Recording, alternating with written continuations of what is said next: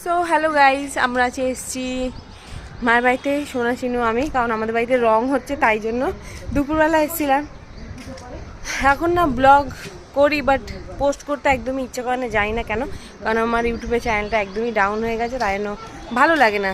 তো যাই হোক, এখন বিকেল 5টা বাজে, তো ছাদে এসেছি সবাইকে নিয়ে, সোনা চিনু নিয়ে, আর ও তো চিনুকে নিয়ে, আর ও তো প্রথমবার ছাদে আসলো, তো কাক যাচ্ছে, তারপরে পাখির আওয়াজ শুনে না একদম খুব খুশি হয়ে তাকাচ্ছে।